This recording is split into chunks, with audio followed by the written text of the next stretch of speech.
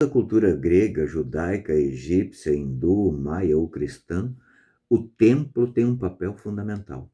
As cidades eram construídas ao redor do templo, porque no templo o homem busca estar na presença de Deus, tornar visível o que é invisível.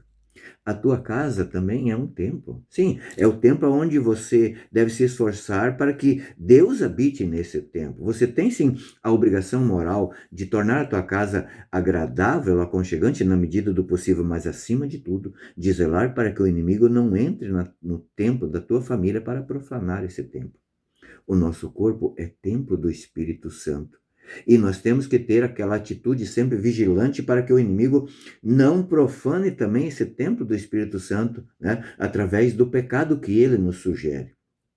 Nós temos que ter a mesma atitude que Jesus teve, né, fazer um chicote de cordas para expulsar os vendedores do templo de Jerusalém que estavam profanando o templo. Na nossa vida também ter a mesma atitude. O inimigo só tem um objetivo na vida. O inimigo sabe que ele é um desgraçado, que ele jamais vai poder estar na presença de Deus. Por isso, por inveja, porque foi por inveja de Satanás que a morte veio ao mundo, que a desgraça veio ao mundo. Por inveja, ele quer que eu e você também violemos esse templo, profanemos o templo, né, do Espírito Santo, para que nós não permitamos que o Espírito Santo habite em nós. Porque na medida que o inimigo consegue arrancar de nós o sagrado, através do pecado, ele vai também nos impedindo, aos poucos a gente mesmo vai se auto-impedindo de estar na presença de Deus no templo mesmo, na igreja. Olha a importância de zelar pelo templo do nosso corpo, zelar pelo templo da nossa família. São João Paulo II dizia que a família é essa igreja doméstica, portanto é esse templo doméstico. No Antigo Testamento a gente vê que os judeus, das 12 tribos, uma das tribos, a função dela era só cuidar das coisas do templo, eles tinham um zelo especial pelo templo. Acontece que com o tempo, né, esses cambistas, por exemplo, essas pessoas, começaram a ter muito lucro em cima disso. E começaram então a dar uma importância digamos assim, só na parte física, fazer o sacrifício por fazer o sacrifício.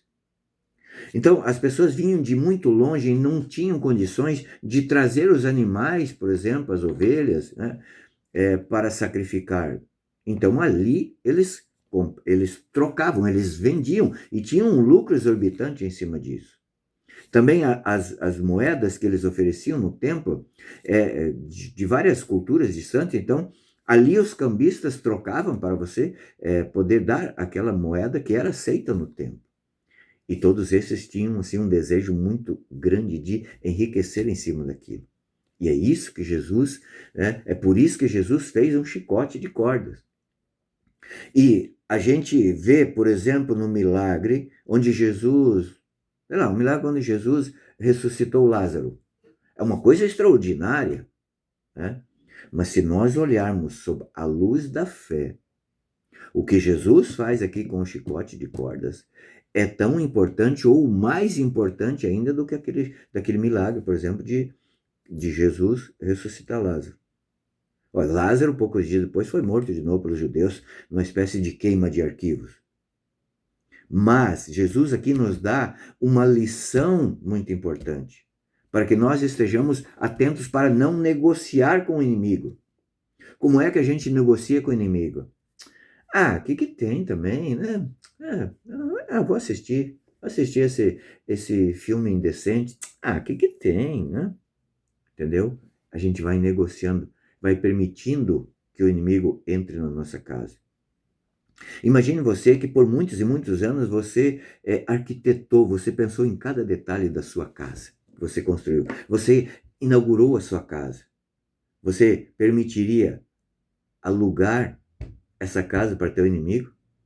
Cara, teu inimigo ele vai furar as paredes, ele vai acertar o cano d'água para furar, para pendurar aqueles quadros horríveis na parede.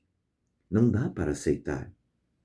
Não dá para aceitar que o nosso corpo, que foi o templo construído por Deus, desejado por Deus, agora seja usado pelo inimigo. Não dá, não, é uma ideia inconcebível. É por isso que nós temos que estar sim, muito atentos, né, às atitudes do inimigo, para que o templo não seja violado, o nosso templo não seja violado, para que nós não percamos. Como está o teu templo? Como está o zelo do teu templo? Eu falo na questão da saúde. Eu falo assim porque nós, homens mesmo, nós somos muito desleixados na questão de cuidar da saúde. É um presente de Deus o teu corpo. Mas, sobretudo, como está a tua vida espiritual. Como você está zelando por isso.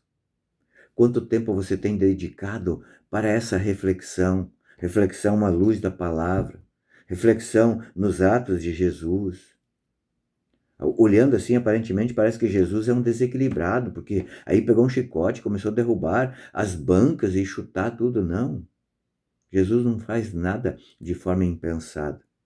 É por amor à minha alma e à tua alma que ele fez aquilo. O dia que ele fez aquilo, ele estava pensando em você nesse momento agora, porque para Deus tudo é presente. Deus vive no tempo Kairos, no tempo da graça. O que Jesus quer de nós é que nós não permitamos que o inimigo profane o nosso tempo.